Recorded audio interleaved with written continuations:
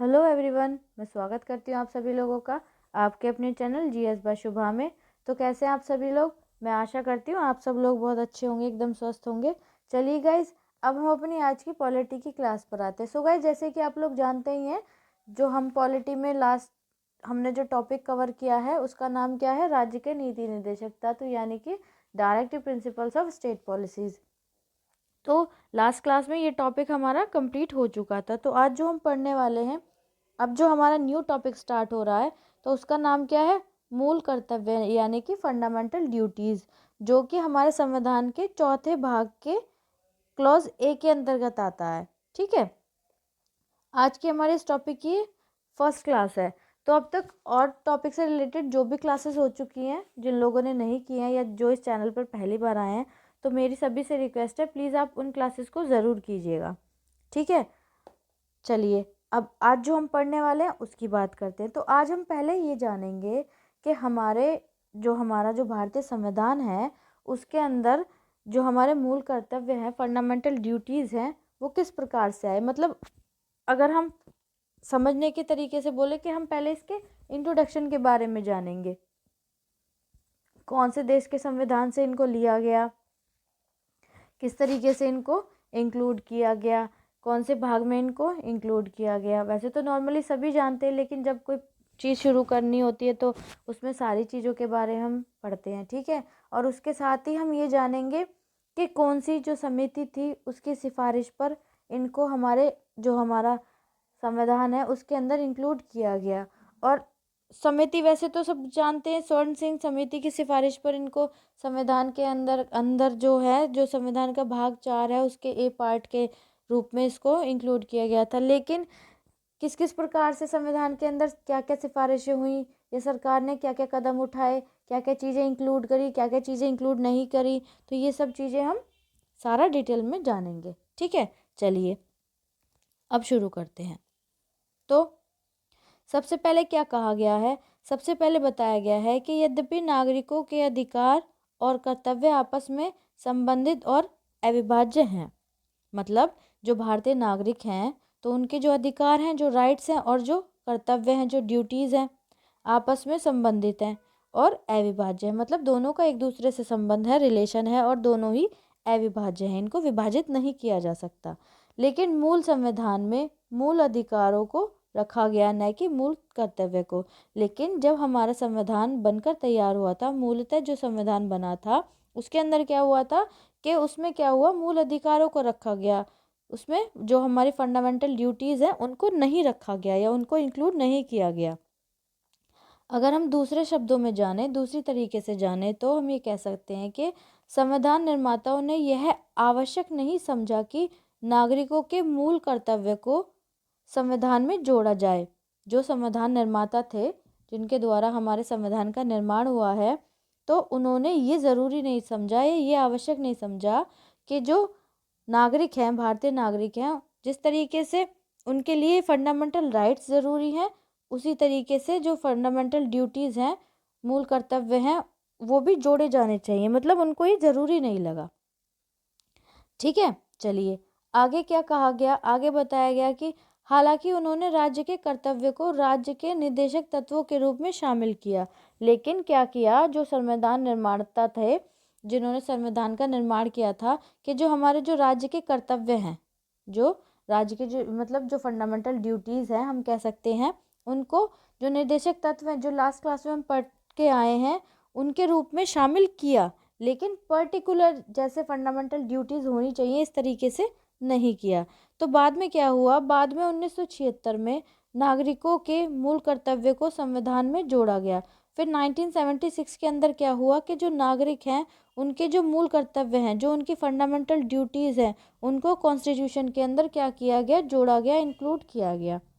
2002 में एक और मूल कर्तव्य को जोड़ा गया, और फिर मतलब 1976 में तो जो फंडामेंटल राइट्स थे उनको जोड़ा ही गया। लेकिन 2002 के अंदर क्या हुआ, एक और फंडामेंटल ड्यूटी है, राइट गलत बोल दिया, जो फंडामेंटल ड्यूटी है, जो मूल कर्तव्य है, 2002 के अंदर एक और मूल कर्तव्य को जोड़ा गया। ठीक है, चलिए आगे चलते हैं। आगे इसमें क्या कहा गया है, आगे बताया गया है कि भारतीय संविधान ने, या फिर हम कह सकते हैं कि भारतीय संविधान में मूल कर्तव्य को पूर्व रूसी संविधान से प्रभावित होकर लिया गया है। मतलब जो हमारा इंडियन कॉन्स्टिट्यूशन है, जो हमारा भारतीय संविधान है, उसके अंदर क्या हुआ कि जो फंडामेंटल ड्यूटीज़ हैं, है ना, जो हमारे मूल कर्तव्य हैं, तो उनको क्या, जो पूर्व रूसी, जो हम सोवियत संघ बोल सकते हैं, अब तो सोवियत संघ ने मतलब रूस के पार्ट्स हो गए हैं, डिवीज़न हो गया है। ज्योग्राफी में आपने पढ़ा होगा या नहीं पढ़ा होगा, तो जब हम ज्योग्राफी पढ़ेंगे तो उसमें जान लेंगे, जब वर्ल्ड हिस्ट्री पढ़ेंगे। तो पहले पूर्व रूसी बोल लीजिए या फिर सोवियत संघ बोल लीजिए, तो संविधान के, उसका जो संविधान था उसके अंदर ये थे। तो उससे प्रभावित होकर भारत ने क्या किया, जो भारतीय लोग हैं उन्होंने भारत के संविधान में भी उनको इंक्लूड किया, या फिर हम कह सकते हैं कि उनसे प्रभावित होकर लिया गया है। ओके, चलिए नेक्स्ट आगे क्या कहा गया है। आगे बताया गया है कि उल्लेखनीय है कि प्रमुख लोकतांत्रिक देशों, ये ऐसा कहा जाता है या फिर ऐसा उल्लेखनीय है, उल्लिखित है कि जो कुछ प्रमुख जो लोकतांत्रिक देश हैं, जैसे अमेरिका हो गया, कनाडा हो गया, फ्रांस हो गया, जर्मनी हो गया, ऑस्ट्रेलिया हो गया आदि के संविधान में नागरिकों के कर्तव्य को विश्लेषक नहीं किया गया है। मतलब जो प्रमुख लोकतांत्रिक देश हैं उनके अंदर उनका जो संविधान है उसके अंदर, जैसे प्रमुख लोकतांत्रिक देश हो गए America, Canada, France, Germany, Australia, तो इनके अंदर क्या है कि जो संविधान है, संविधानों में क्या किया गया है, इन देशों के संविधानों में, कि नागरिकों के जो कर्तव्य हैं, जो ड्यूटीज़ हैं, सिटीजन्स की जो ड्यूटीज़ हैं, ड्यूटीज़ को विश्लेषक नहीं किया गया है। ओके, चलिए, आई होप आप समझते चल रहे होंगे मैं क्या समझाने की कोशिश कर रही हूँ, क्या समझा रही हूँ। तो आगे क्या कहा गया है कि संभवतः एकमात्र जापानी संविधान ने नागरिकों के कर्तव्य को रखा गया। मतलब संभवतः केवल एकमात्र जो जापान का संविधान है, या जापान का संविधान था या है, उसमें क्या हुआ, नागरिकों के कर्तव्य को रखा गया है। मतलब जो फंडामेंटल ड्यूटीज़ हैं, जो सिटीजन्स के लिए जो उनकी जो ड्यूटीज़ हैं, उनका जो कर्तव्य बनता है अपने देश के प्रति, उनको रखा गया है। इसके विपरीत समाजवादी देशों ने अपने नागरिकों के मूल अधिकारों एवं कर्तव्य को बराबर महत्व दिया। इसके विपरीत जो समाज, मतलब लोकतांत्रिक देशों में नहीं हुआ, लेकिन जो समाजवादी देश हैं उनके अंदर क्या किया गया कि नागरिकों के जो फंडामेंटल राइट्स हैं, जो मूल अधिकार हैं और जो कर्तव्य हैं, दोनों को बराबर इक्वली इनको मतलब इम्पोर्टेंस दी गई, या इक्वली महत्व, बराबर महत्व इनको दिया गया। ठीक है, चलिए नेक्स्ट क्या कहा गया है कि रूस के संविधान में घोषणा की गई कि नागरिकों के अधिकार, प्रयोग एवं स्वतंत्रता उनके कर्तव्य एवं दायित्व को निष्पादन से अविभाज्य है। मतलब रूस के संविधान में, जो रूस का कॉन्स्टिट्यूशन है, जो पूर्वी रूस है, या हम सोवियत संघ भी बोल सकते हैं, उसमें क्या है कि रूस का जो संविधान है उसमें घोषणा की गई, उसमें क्या घोषणा की गई कि नागरिकों के अधिकार, प्रयोग एवं स्वतंत्रता उनके कर्तव्य और दायित्वों के निष्पादन से अविभाज्य है। मतलब जो नागरिक हैं, जो रूस के जो नागरिक हैं, उनके जो अधिकार हैं, अधिकार प्रयोग जो हैं, और जो स्वतंत्रता है, उनके जो कर्तव्य हैं, जो ड्यूटीज़ हैं और जो दायित्व हैं, उनके क्या है, दोनों क्या है कि निष्पादन से अविभाज्य हैं। ओके, तो ये तो हो गई हम मतलब फंडामेंटल ड्यूटीज़ के बारे में हम कर सकते हैं कि कौन से देश से लिया गया और रीज़न क्या था, किस किस देश में है, किस किस में नहीं है। एक तरीके से ये ब्रीफ इंट्रो हो गया। अब हम किसके बारे में जानेंगे, अब हम जानेंगे स्वर्ण सिंह समिति के बारे में। मतलब जो स्वर्ण सिंह समिति थी उसकी सिफारिश पर हमारे संविधान के अंदर जो फंडामेंटल ड्यूटीज़ हैं, जो मूल कर्तव्य हैं, उनको जो इंक्लूड किया गया था, उसके बारे में हम डिटेल में पढ़ेंगे।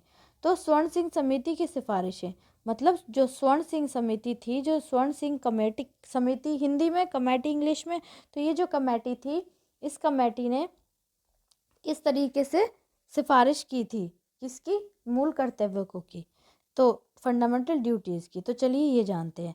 तो इसमें कहा गया है कि 1976 में कांग्रेस पार्टी ने सरदार स्वर्ण सिंह समिति का गठन किया। 1976 के अंदर क्या हुआ, जो कांग्रेस पार्टी थी, 1976 के अंदर कांग्रेस पार्टी ही सत्ता में थी, तो कांग्रेस पार्टी ने क्या किया, सरदार स्वर्ण सिंह समिति का गठन किया। मतलब एक सरदार स्वर्ण सिंह थे, उनकी एक उनके नाम पर एक कमेटी का नाम रखा गया, तो एक समिति का गठन किया जिसे राष्ट्रीय आपातकाल के दौरान मूल कर्तव्यों, उनकी आवश्यकता आदि से संबंध संस्तुति देनी थी। जिसको क्या करना था, जब राष्ट्रीय आपात था, जब नेशनल इमरजेंसी थी, कब थी 1975, मतलब 1975 से 77 के टाइम पे, इंदिरा गांधी के टाइम पे नेशनल इमरजेंसी लगी थी। तो इसलिए स्वर्ण सिंह जो समिति थी उसका जो गठन किया वो किस लिए किया, राष्ट्रीय आपातकाल के दौरान जो हमारे जो मूल कर्तव्य हैं, जो फंडामेंटल ड्यूटीज़ हैं, उनकी आवश्यकता आदि के संबंध में संस्तुति देनी थी। मतलब उस कमेटी को क्या करना था, जो मूल कर्तव्य हैं, जो फंडामेंटल ड्यूटीज़ हैं, उनकी जो आवश्यकता है, इससे संबंध में उस कमेटी को संस्तुति देनी थी। तो इसके तहत कांग्रेस पार्टी ने स्वर्ण सिंह समिति का गठन किया। ठीक है, चलिए नेक्स्ट आगे चलते हैं। आगे इसमें क्या बताया गया है कि समिति ने सिफारिश की कि संविधान में मूल कर्तव्य का एक अलग पाठ होना चाहिए। तो इसके तहत उस टाइम सब जो कमेटी थी, स्वर्ण सिंह कमेटी, उसने क्या सिफारिश की सरकार से कि जो हमारे मूल कर्तव्य हैं, जो फंडामेंटल ड्यूटीज़ हैं, उनका क्या है, हमारे संविधान के अंदर, हमारे कॉन्स्टिट्यूशन के अंदर, जो हमारा इंडियन कॉन्स्टिट्यूशन है, एक अलग पाठ होना चाहिए। क्या होना चाहिए, अलग पाठ होना चाहिए। तो इसके तहत क्या हुआ कि इसमें बताया गया कि नागरिकों को अधिकारों के प्रयोग के अलावा अपने कर्तव्य को निभाना भी आना चाहिए। तो भाई जब हमारे अधिकार हैं, है ना, तो हमारा कर्तव्य भी तो होना चाहिए अपने देश के प्रति। तो इसमें ये कहा गया, जो सिफारिश की थी उसमें ये बताया गया कि जो नागरिक हैं, जो नागरिकों के अधिकार हैं, अधिकारों के प्रयोग के अलावा उनके जो कर्तव्य हैं, उनको भी निभाना आना चाहिए भारतीय नागरिकों को। ठीक है, तो आगे इसमें क्या कहना है, आगे क्या बताया गया है कि केंद्र में कांग्रेस सरकार ने इन सिफारिशों को स्वीकार करते हुए 42वें संविधान संशोधन अधिनियम 1976 में लागू किया। तो उस टाइम पर केंद्र में जो सेंट्रल में जो गवर्नमेंट थी वो कांग्रेस की थी। तो कांग्रेस सरकार ने किया कि ये जो सिफारिशें थी इनको स्वीकार कर लिया, और 42वां जो संविधान संशोधन अधिनियम आया 1976 में, उसके तहत इनको लागू कर लिया गया, इनको हमारे संविधान के अंदर इंक्लूड कर लिया गया। ठीक है, चलिए आगे इसमें क्या कहा गया है कि इसके माध्यम से संविधान में एक नए भाग 4 को जोड़ा गया, या हम 4A इंग्लिश में बोले तो 4A बोल सकते हैं, हिंदी में क्या बोल रहे हैं। तो इसके माध्यम से क्या किया गया, जो हमारा संविधान है उसमें क्या है, एक नया भाग, जो चौथा भाग है वो तो हम directive principles of state policy पढ़ के ही आए हैं। तो 4 का कैप पार्ट के नाम से जो फंडामेंटल ड्यूटीज़ हैं उनको जोड़ा गया। इस नए भाग में केवल एक अनुच्छेद था, और वह है अनुच्छेद 51 का कै क्लॉज। अनुच्छेद 51 तक तो हम जो नीति निर्देशक तत्व हैं उसमें पढ़ के आए हैं। तो जो ये भाग कै जोड़ा गया था, भाग 4 का जो कै जोड़ा गया था संविधान के अंदर, उसके अंदर केवल एक ही आर्टिकल, एक ही अनुच्छेद को ऐड किया गया। कौन सा अनुच्छेद था, अनुच्छेद 51 का कै क्लॉज, या फिर हम कह सकते हैं कि आर्टिकल 51 का ए पार्ट वो था। तो जिसमें क्या बातें थी, या जिसके बारे में पढ़ते हैं कि जिसमें पहली बार नागरिकों के 10 मूल कर्तव्य का विशेष उल्लेख किया गया। ये विशेष 2 बार लिख दिया गया है गलती से। तो जिसमें क्या था कि पहली बार जो नागरिकों के 10 मूल कर्तव्य, जैसे हमारे फंडामेंटल राइट्स हैं, ऐसी हमारी 10 फंडामेंटल ड्यूटीज़ के बारे में विशेष उल्लेख किया गया। सत्तारूढ़ कांग्रेस पार्टी ने घोषणा की कि संविधान में मूल कर्तव्य को न जोड़ा जाना ऐतिहासिक भूल थी। तो जब इनको इंक्लूड कर लिया गया तो सत्ता में क्या कांग्रेस पार्टी थी। तो कांग्रेस पार्टी ने क्या घोषणा की, उसका क्या कहना था कांग्रेस पार्टी का, कि जो मूल कर्तव्य हैं, मतलब हमारा जो संविधान है उसमें मूल कर्तव्य को न जोड़ा जाना ऐतिहासिक भूल थी। फंडामेंटल ड्यूटीज़ को हमारा जो मूलतः जो संविधान था उसके अंदर ना इंक्लूड करना क्या थी, एक ऐतिहासिक भूल थी। और दावा किया किसने, सरकार ने, कांग्रेस की सरकार ने ये दावा किया कि जो काम संविधान निर्माता नहीं कर पाए उसे अब किया गया है। तो ये बोलते हुए इनको इंक्लूड किया कि संविधान का जब निर्माण हुआ था तो संविधान निर्माताओं ने जो काम नहीं किया या जो वो भूल गए तो उसको क्या है, अब किया गया है। ठीक है, ऐसा कहते हुए जो हमारे फंडामेंटल ड्यूटीज़ हैं उनको हमारे कॉन्स्टिट्यूशन के 4th भाग के ए पार्ट में रखा गया। ठीक है, चलिए आगे इसमें क्या कहा गया है, आगे बताया गया है, यद्यपि स्वर्ण सिंह समिति ने संविधान में 8 मूल कर्तव्य को जोड़े जाने का सुझाव दिया था। उस टाइम पे जो स्वर्ण सिंह कमेटी थी या जो स्वर्ण सिंह समिति थी, उसने क्या किया कि संविधान में 8 मूल कर्तव्य को जोड़े जाने का सुझाव दिया, सजेशन दिया कि संविधान के अंदर 8 फंडामेंटल ड्यूटीज़ को ऐड किया जाना चाहिए। लेकिन 42वें संविधान संशोधन अधिनियम 1976 द्वारा 10 मूल कर्तव्य को जोड़ा गया। लेकिन क्या किया गया, कितने को जोड़ा गया, 10 को जोड़ा गया। 10 जो हमारे फंडामेंटल ड्यूटीज़ हैं उसको ऐड किया गया। ठीक है, आई होप आपको मेरी सारी चीज़ें समझ आ रही होंगी जो मैं एक्सप्लेन कर रही हूँ। फिर आगे इसमें कहा जाता है कि समिति द्वारा दी गई कुछ सिफारिशों को कांग्रेस पार्टी द्वारा स्वीकार नहीं किया गया।